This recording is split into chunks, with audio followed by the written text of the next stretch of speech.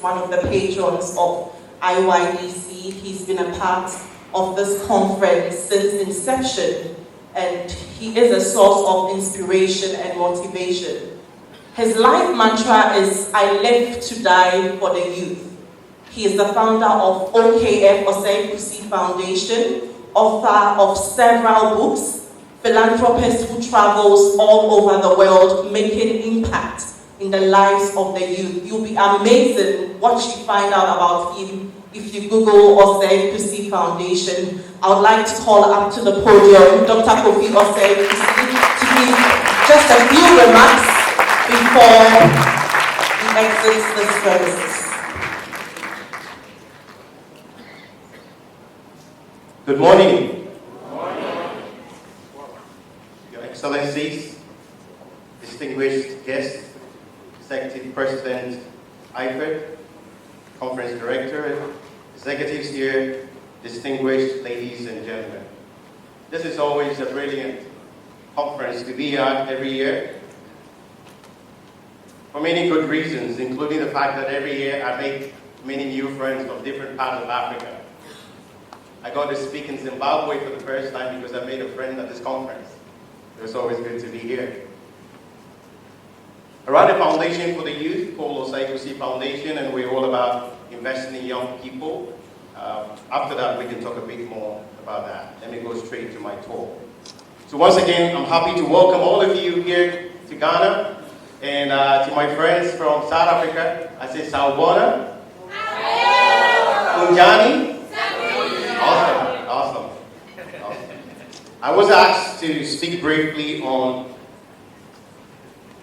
skills, attitudes, and experiences that are required for an outstanding African youth. How many of you want to be outstanding Africans? How many of you want to be outstanding people in the world? Let me say this, and first let me kind of refer to the speech by Her Excellency, the U.S. Ambassador, on the fact that 30 years ago, when she was in Ghana, and now, it's not very different. And the question is, will it be the same in 30 years' time? What does that mean? Change is not just going to happen. Some people have to make it happen. And it's going to happen by outstanding African youth. Let me briefly give you the challenging context of the African youth. I have the honor of traveling in different places, speaking in different places. I have a little bit of a bird's eye view of the context of the African youth. The African youth lacks quality educational systems. Most of our educational systems are bogus. They don't prepare you for the world that is out there. Lack of jobs across the continent. We have a huge population surge. In a few years' time, 1 person out of 4 people in the world will be African. Poverty, hunger, corruption, waste of talents and potentials.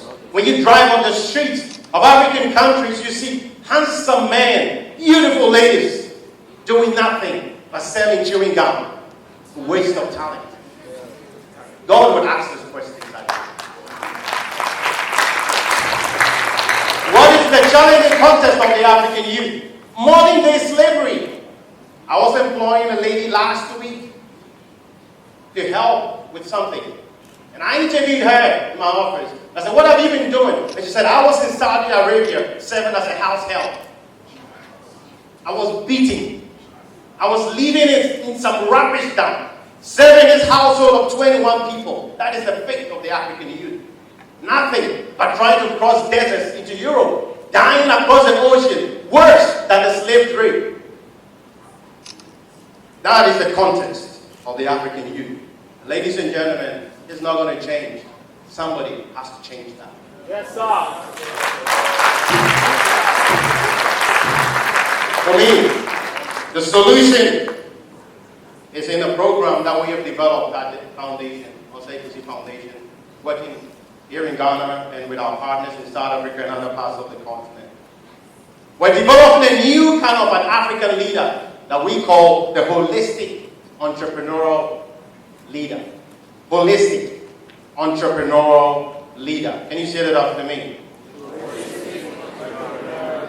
For me, a holistic entrepreneurial leader has 8 attributes. I want to run through that in 4 minutes. That is what you need if we're going to make things different. If we're going to leave this world a better place. We were not born to buy a house and drive a car and leave the world just the way it is.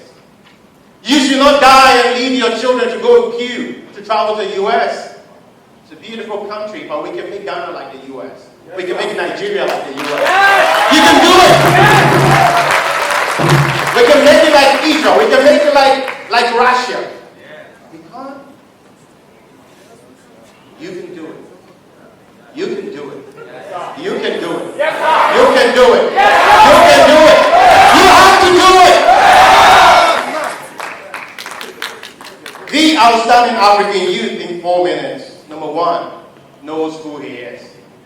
Self-discovery is the first key, the first attribute. You're going to be outstanding. You have to know who you are. You have to have the right view of yourself. You have to have a sense of purpose and discover why you were born.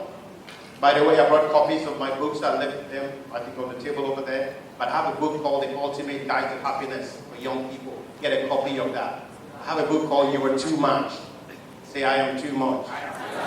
Say it the Nigerian way. I'm too much. Oh, I have a bit of Nigerian blood in me.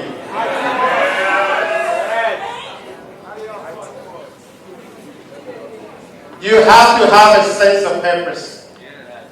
You have to know why you were born. How are you going to do that? I don't have time to go through that.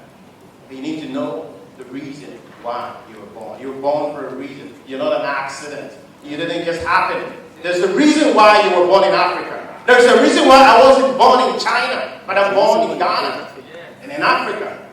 Because I have an assignment for you. Discover who you are.